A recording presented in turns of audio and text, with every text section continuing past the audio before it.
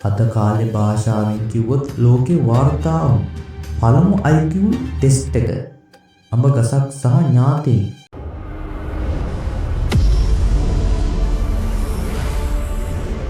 Ancient wisdom, modern power.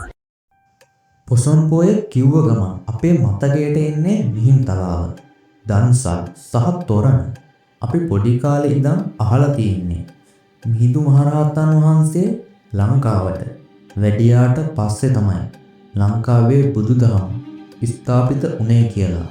පළමු විහෙර විහාර හැදුනේ කියලා. හැබැයි අපි මේ දන්නා ඉතිහාසය සම්පූර්ණයෙන්ම හරිද? මිහිඳු හිමි වඩෙන්න කලින් මේ විමේ බුදුදහම තිබුණේම නැද්ද? ඇත්තටම පොසොන් පෝය දවසේ සිද්ධ වුණේ ලංකාවට බුදුදහම ගෙනාපු එක විතරද?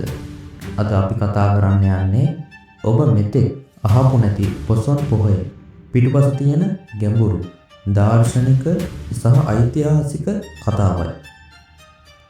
බොහෝ දෙනෙක් හිතාගෙන ඉන්නේ ලංකාවේ පළමු චෛත්‍යය හැදුවේ දේවානම්පියතිස්ස රජතුමා කියලා. ඊට සෑහෙන කාලයකට කලින් තපස්සු බල්ලුක වෙළඳ දෙබෑයන් බුදුන් වහන්සේගේ කේශ ධාතු තැන්පත් කරලා ත්‍රිකුණාමලයේ ගිරිහඬු සෑය නිර්මාණය කරනවා.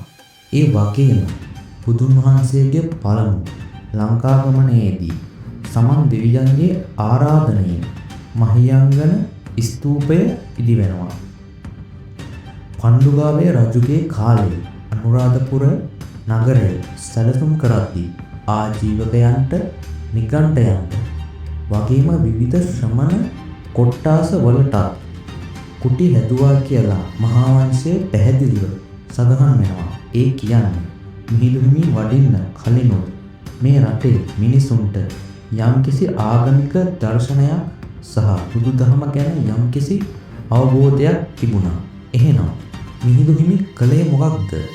උන්වහන්සේ කලේ විශ්රීලා තිබුණු ඒ දර්ශනය රාජ්‍ය අනුග්‍රහය සහිතව නිල වශයෙන් ප්‍රතිස්ථාපනය කිරීමද? මේ දැවැන්ත මෙහියුමේ මහමොලකරු මිහිඳු හිමි නෙවෙයි. උන්වහන්සේගේ පියාණන් වන ධර්මාශෝක අධිරාජ්‍යය ලක්ෂ ගාණක් මරා දාලා ಭಾರತයම ලේවිලක් කරපු චණ්ඩාශෝක එක පුංචි සාමණේර නමක් වුණු නිග්‍රෝධ හිමියන්ගේ ශාන්ත ගමන දැකලා ධර්මාශෝකයෙක් බවට පත් වෙනවා. බුදු දහමට මේ රාජ්‍ය අනුග්‍රහය ලැබෙද්දී ලාභ ප්‍රයෝජන බලාගෙන වෙනත් ආගම්වල අය සිවුරු දාගන්න පටන් ගන්නවා. මේ නිසා ශාසනය පිරිහෙනවා. මේකට විසඳුමක් විදිහට තමයි මොග්ගලී පුත්තතිස්ස මහරහතන් වහන්සේගේ මූලිකත්වයෙන් තුන්වන ධර්ම සංගායනාව පවත්වන්නේ. මේ සංගායනාවේ ප්‍රතිඵලය විදිහට තමයි නව රටකට ධර්ම දූතයන් යවන්න තීරණය කරන්නේ. ඒ අනුවයි අසල්වැසි ශ්‍රී ලංකාවට තමන්ගේ පෘත්තයාවන මිහිඳු මහරහතන් වහන්සේ එවන්න අශෝක රජු තීරණය කරන්නේ. මිහිඳු හිමි ලංකාවට ආපු ගමන් රජුට බණ කිව්වේ නැහැ. මුලින්ම කළේ රජතුමාගේ බුද්ධි මට්ටම පරීක්ෂා කරන එක. අද කාලේ භාෂාවෙන් කිව්වොත් ලෝකේ වාර්තා වුණු පළමු IQ ටෙස්ට් එක. අඹ ගසක් සහ ඥාතීන් පදනම් කරගෙන අහපු ඒ ප්‍රශ්නාවලියේ රජතුමාට තර්කානුකූලව හිතන්න පුළුවන් බව මිහිඳු හිමියන් තේරුම් ගත්තා. ඊට පස්සේ දේශනා කරපු සූත්‍රය තමයි මෙතන තියෙන වැදගත්ම දේ. උන්වහන්සේ දේශනා කළේ චුල්ලහත්ති පදෝපම සූත්‍රයයි. එයි මේ සූත්‍රයම තෝරාගත්තේ. මේ සූත්‍රයේ කියවෙන්නේ කැලේ තියෙන ලොකු අලියෙකුගේ අඩි පාරක් දැක ගමන් ඒක මහා ඇතෙකුගේමයි කියලා නිගමනය කරන්න එපා කියන එකයි. ඒ අඩි පාර දිගේ ගිහින් ඇතාගේ සිරුර දැකලා ඌව ඇස් දෙකට දැක්කාම විතරක් නිගමනයකට එන්න. මේකෙන් මිහිඳු හිමි රජුට දුන්න පණිවිඩය මොකක්ද? මම කිව්ව පළියට මේ දර්ශනය විශ්වාස කරන්න එපා. බුදුදහම කියන්නේ අන්ධ භක්තියෙන් අදහන්න ඕන එකක් නෙමෙයි.